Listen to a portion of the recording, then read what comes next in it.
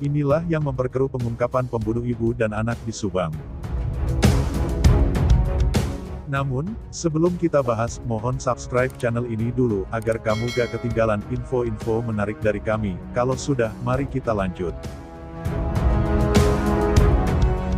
Hingga hari ke-67 pasca kejadian pembunuh ibu dan anak di Subang, dengan korban Tuti Suhartini dan anaknya Mustika Ratu atau Amel Subang, polisi belum juga mengungkap pelakunya.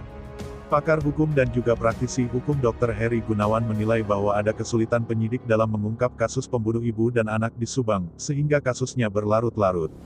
Menurut pakar hukum tersebut, selain karena pelaku pembunuh ibu dan anak di Subang dinilai lihai, juga karena opini yang berkembang selama ini ikut memperkeruh pengungkapan kasus tersebut. Semua orang kan sekarang bisa ngomong melalui media sosialnya, sedikit banyak memang berpengaruh terhadap penyidikan kepolisian, katanya di Bandung, Senin tanggal 25 Oktober tahun 2021. Menurut Dr. Heri Gunawan, memang kasus pembunuh ibu dan anak di Subang ini pelik dan unik. Peliknya karena memang tidak ada satupun jejak yang bisa menjadi petunjuk awal atas kasus pembunuhan tersebut. Uniknya karena memang kasus ini menjadi perhatian publik seluruh jagat Indonesia. Semua memperhatikan kasus Subang ini. Kita doakan saja pihak kepolisian agar bisa segera mengungkap kasus ini, katanya. Masukan buat kepolisian. Dalam kesempatan itu, Dr. Heri Gunawan mengemukakan bahwa secara pribadi mengkritik kepolisian, tapi juga jadi masukan kepada kepolisian agar tidak lagi mengeluarkan statement orang dekat. Menurutnya, karena pernyataan pihak kepolisian sejak awal soal keterlibatan orang dekat ditangkap oleh pengguna media sosial, dan netizen pun mengkaitkan dengan para saksi yakni Yosef, Yoris, Danu, dan Mimin. Padahal penyidik belum menetapkan tersangkanya. Gencarnya informasi di media sosial yang bernada miring menggiring opini terkait keempat orang saksi utama tersebut. Dan sekarang kentara di antara saksi itu malah saling bermusuhan, padahal mereka dalam satu keluarga.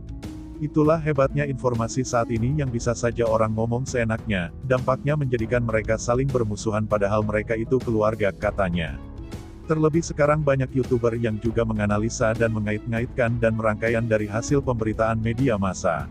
Lalu mereka menyimpulkan sendiri sehingga menjadi opini liar yang ditangkap oleh netizen hingga menuduh tanpa bukti kepada seseorang orang terdekat. Memang tidak semua YouTuber seperti itu, ada juga yang memang baik membantu polisi tapi juga banyak yang mencari sensasi, ujarnya. Seperti diketahui, kasus pembunuh ibu dan anak di Subang yang menggegerkan publik tersebut, terjadi pada tanggal 18 Agustus tahun 2021. Dalam pengungkapan pelaku pembunuh ibu dan anak di Subang, pihak kepolisian sudah memanggil saksi utama berkali-kali, dan melakukan otopsi jenazah korban hingga 2 kali. Namun, hingga saat ini pihak kepolisian belum juga mengumumkan siapa pelaku biadab pembunuh ibu dan anak di Subang yang menyedot banyak perhatian masyarakat Indonesia.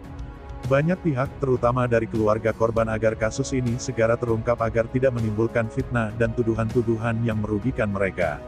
Apalagi sampai keluarga korban terpecah karenanya. Gimana menurut kalian?